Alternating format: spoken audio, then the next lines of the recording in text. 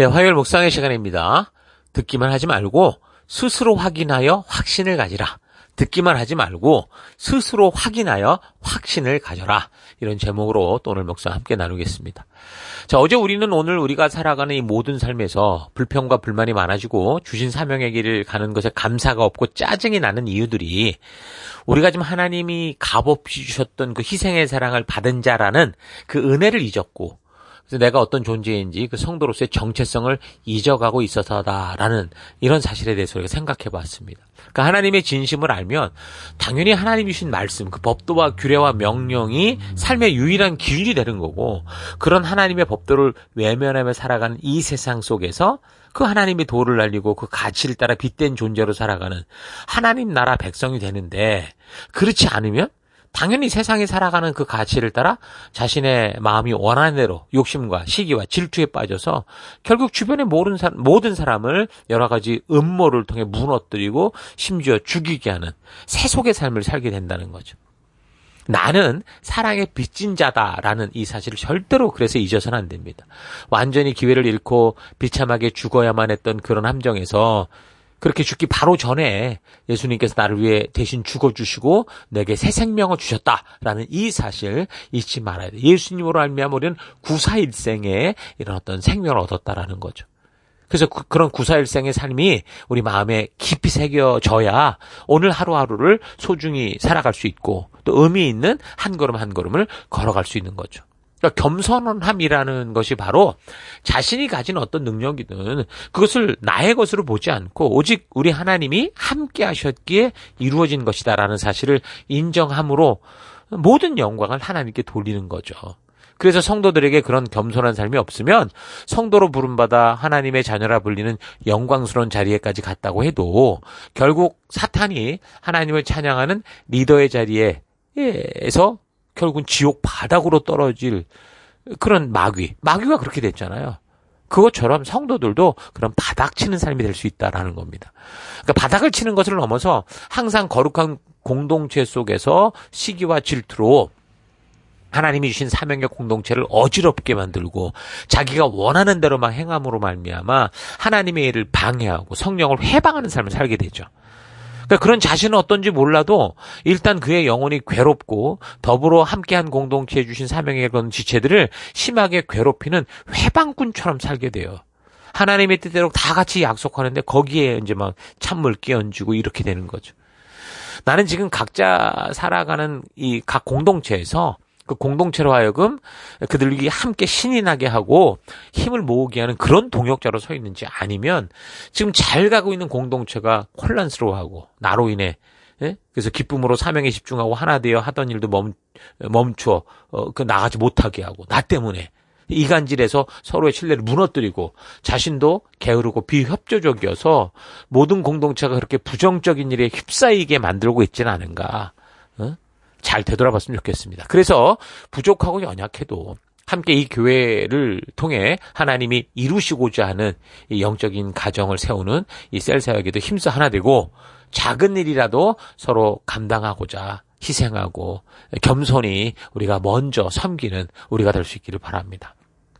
자, 그래서 계속 본문의 내용을 살펴보면 바울이 데살로니가에서 유대인들의 시기와 질투 때문에 자칫 죽을 위기까지 처하게 되니, 그래서 지체들이 이제 그 밤에 이 바울과 실라를 베레아라는 지역으로 보냈습니다. 11절, 17장 11절. 베레아에 있는 사람들은 데살로니가에 있는 사람보다 더 너그러워서 간절한 마음으로 말씀을 받고 이것이 그런가 하여 날마다 성경을 상고하므로 그중에 믿는 사람이 많고 또 헬라의 귀부인과 남자가 적지 아니하니. 그러니까 베레아 지역의 사람들은요, 복음을 바르게 받을 수 있는 그런 좋은 태도가 있었던 것 같아요. 그 좋은 태도가 뭐냐? 말씀을 들으면 무조건 아멘하는 게 아니라 그 전한 말씀이 옳은가 거룩한 의심을 가지고 성경을 통해 그것을 직접 점검하고 묵상하고 연구하는 태도, 이게 좋은 태도라는 거죠. 그러니까 지금 우리말로 하면 주일 말씀 듣고 그냥 아멘하고 잊어버리는 게 아니라 즉시 말씀 요약 결단을 하는, 우리 질문이 있고 고민이 있고 바른가를 살펴보는 그 일들을 했다라는 거죠. 그러니까 바울에 의해 듣게 된 이 말씀에 대해서 그것이 과연 성경이 말씀하시는 것인가를 스스로 이 성경과 역사를 통해 확인하고 그 과정 속에 진리의 성령 하나님의 인도하심을 받고 그래서 확실한 믿음 가운데서는 이런 태도를 가지고 있습니다. 이거 굉장히 중요한 태도입니다. 그러니까 교회당에서 누군가가 뭐 말씀을 전한다고 할 때 강단에서 세우면은 그래도 뭐 좋은 사람이겠지라고 해서 그냥 무조건 그냥 아멘을 외칠 그럴 필요 없습니다. 그 말씀을 전하는 말씀을 듣고 성경과 역사를 통해 바르게 확인하고 우리가 만약에 확인된 거라면 하나님의 분명한 뜻이 포함됐다면 당연히 아멘을 외치면 좋죠. 그렇지 않을 때는 그냥 아무 생각 없이 뭐 아무 말이나 해도 아멘 이거 조심해야 됩니다. 자, 이렇게 스스로 들은 말씀을 성경과 역사로 확인한 사람들은 그들에게 어떤 사연과 환경이 다가온다고 해도 그게 이제 내 것이 됐기 때문에 하나님을 향한 믿음에서 흔들리지 않아요. 또는 다른 사람들이 성경에 대해서 좀 엉뚱한 소리를 해도 그런 의견에 쉽게 동요되지 않죠. 왜요? 내가 직접 확인했으니까.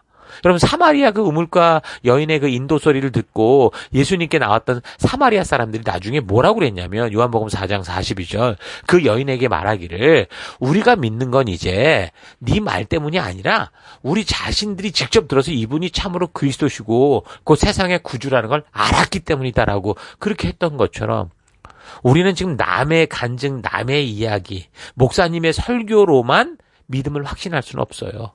또 다른 사람이 내가 들은 이야기와 다른 이야기를 하면 뭐가 진짜인지 분별할 수 없기 때문이죠. 누군가 그래서 전하기만 하면 아무 의심 없이 그저 무조건 아멘하고 믿는 거 여러분 건강한 믿음 아니에요. 그래서 누구에게 들었든지 결국 내 스스로 성경과 역사를 통해 예수님을 통해 그러니까 진리의 성령 하나님을 통해 직접 확인하지 않으면 어떤 달콤하고 그럴듯한 말도 결국은 이제 의심하게 되죠. 어떻게 우리가 하나님의 뜻을 바르고 온전하게 알 수 있겠습니까? 그건 오직 성경밖에 없어요. 그러니까 기록은 너무 중요한 거예요. 오고 가는 세대 속에 영원히 1.1핵도 변치 않는 기준이 될 하나님이 직접 주신 이 성경을 통해 우리는 하나님의 뜻을 알 수 있습니다. 우리가 그 성경 안으로 그 역사 안으로 들어갈 때 진리의 영이신 성령 하나님께서 우리로 하여금 그 말씀 속에 담긴 하나님의 진정한 뜻을 알려주시는 거거든요. 그래서 베레아의 성도들처럼 여러분들도 계속해서 이 하나님의 말씀이 담긴 성경을 통해 주일 강단을 통해 인도된 그 길들이 그 말씀들이 참된 길인가 확인하고 그 말씀을 따라 하나님의 진심을 만나고자 할 때 분명히 진리의 성령 하나님께서 성경의 저자이신 그분께서 여러분들에게 분명한 답을 주실 것을 믿습니다. 자, 그러니까 이런 소문을 듣고 이제 얼마나 이게 또 이제 크게 소문이 났는지 데살로니가에 있는 사람들이 들었어요. 그 반감을 가졌던 유대인들이. 그래서 베레아까지 몰려 쫓아가가지고 바울 일행에게 위협을 가하면서 사회적 무리를 일으켰던 거죠. 13절.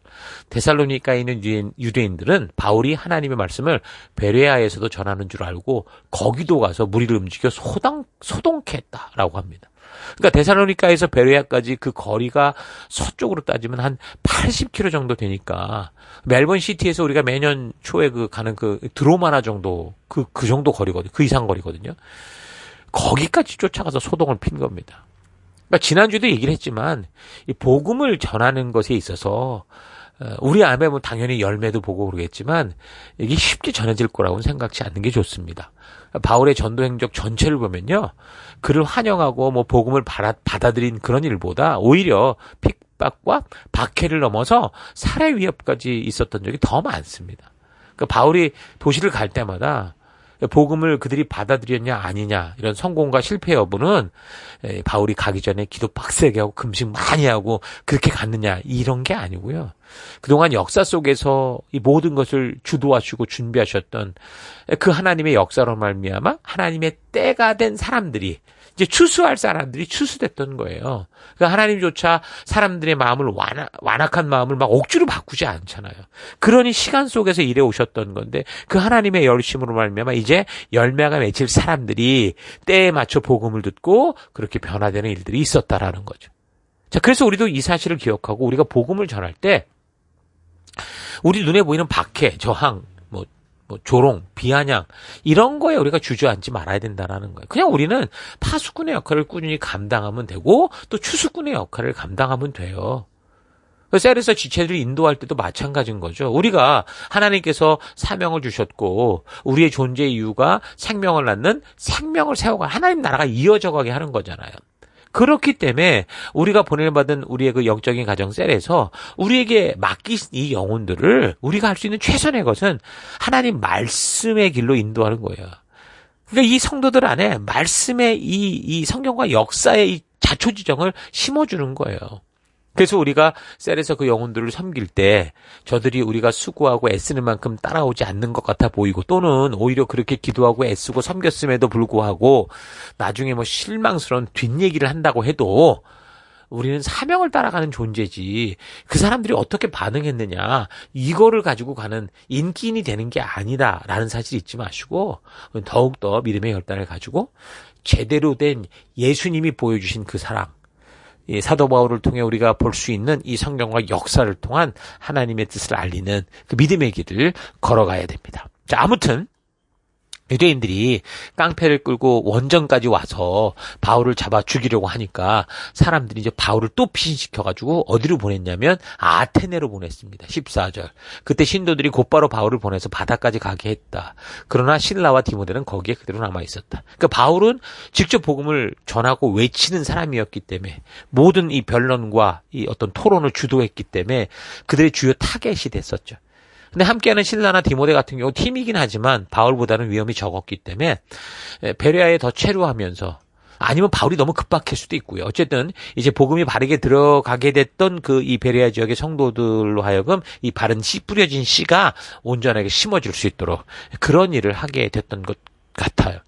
복음을 앞서 전하다가 박해를 당하는 바울도 정말 대단하지만 그렇게 하나님 믿고 믿음으로 순종하며 나아가고 있는데 박해가 있고 뭐 죽음의 위협이 있음에도 불구하고 또 그렇게 고통받는 복음을 전하는데도 고통받는 바울을 보면서도 그 마음 흔들리지 않고 복음과 부르심에 대해 의심하지 않고 계속해서 그런 바울을 돕고 함께 힘이 되어주는 이 실라와 같은 사람, 디모데 같은 사람도 누가 같은 사람도 대단한 거죠.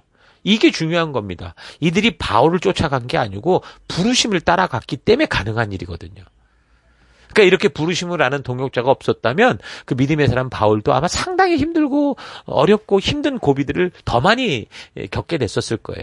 실제로 다음 주에 살피겠지만 이 열정의 소유자였던 이 바울인데도 지금 실라와 디모데와 떨어져 있을 때 많이 힘들어하는 것을 우리가 볼 수 있습니다. 자, 그래서 우리가 사명을 향해 나아가는 이번 이제 시작되는 2025년 이 영적 가정, 이 셀 사역 속에서 지금 함께 한 꿈을 향해 가는 동역자가 있다라는 거 이게 참 귀한 축복이다라는 거 잊지 마시고 우리와 함께 30년을, 20년을, 10년을 또 몇 달이라도 몇 주간이라도 같이 가려고 하는 지체가 있다라는 거 잊지 마시고 함께 이 길을 걷는 우리 셀 속에 우리가 만난 지체들을 사랑하고 서로 함께 한 길을 가는 것을 즐거워하고 그래서 또 하나님께 감사하며 이 땅에 하나님 나라를 이루어가는 그런 우리가 될 수 있기를 바랍니다.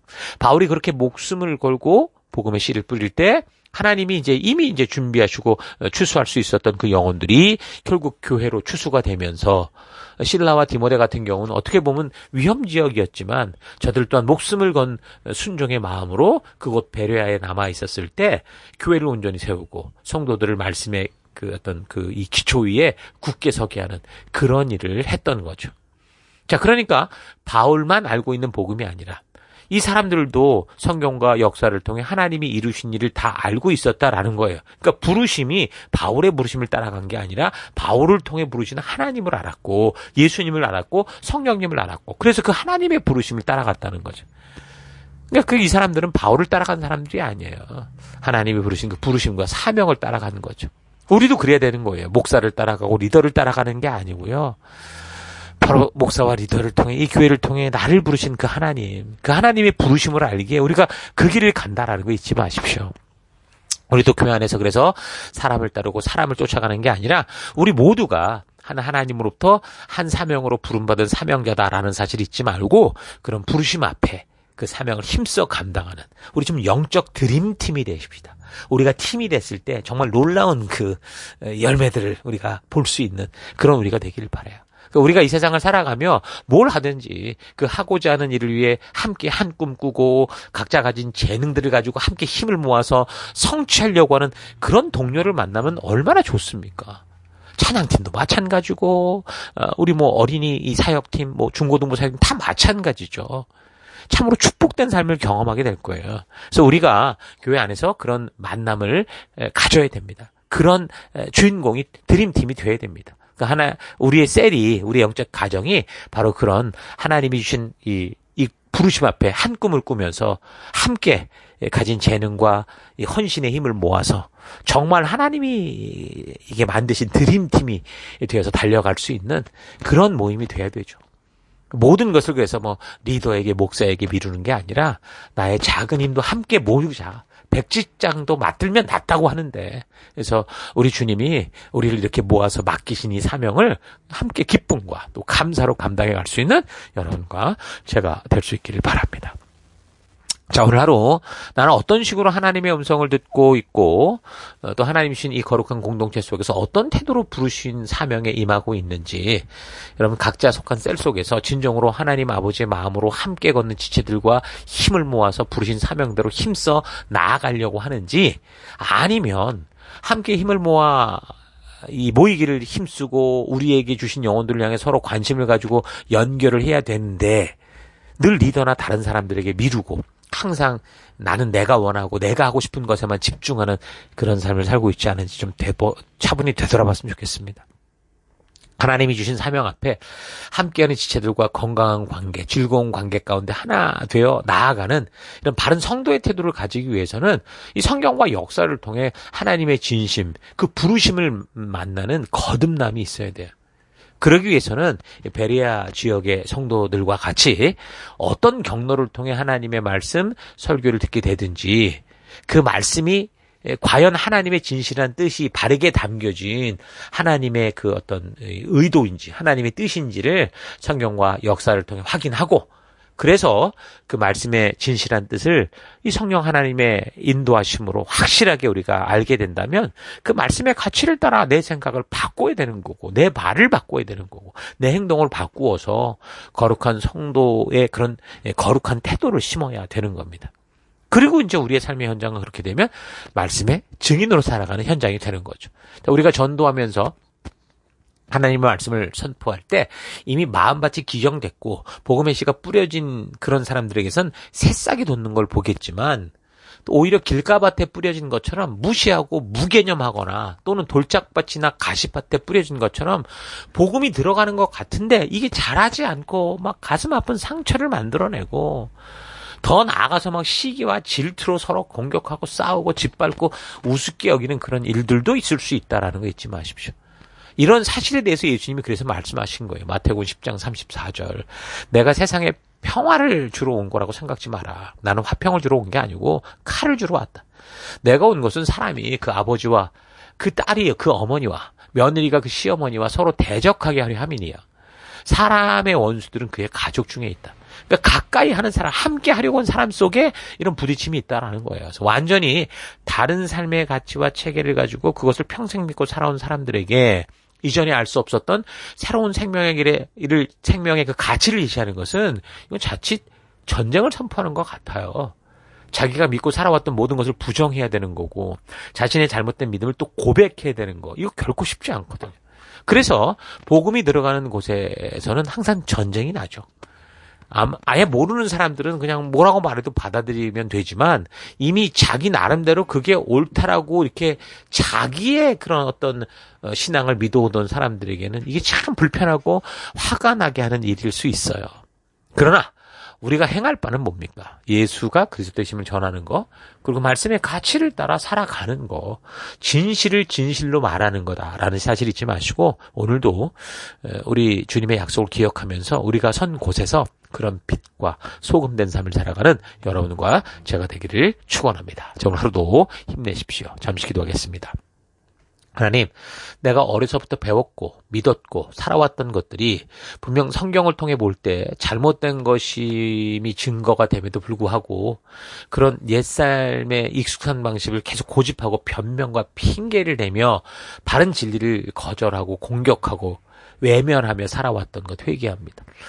어디에서 말씀을 듣게 되든지 항상 그 들은 말씀을 성경과 역사를 통해 바르고 온전히 분별해서 진리의 성령 하나님이 인도하시는 참된 믿음의 길로 나아가기 원합니다. 복음이 선포될 때 분명 구원의 초청 소리를 듣고 기쁨으로 환영하는 그런 사람들도 있겠지만 오히려 더 많은 사람들이 싫어하고 불편해하고 불쾌해 여기면서 공격할 수 있다. 이 사실 잊지 않고 말하는 사람들의 반응에 따라가는 게 아니라 오직 우리 주님의 진리만을 전하고 선포하고 외치는 내가 되기 원합니다.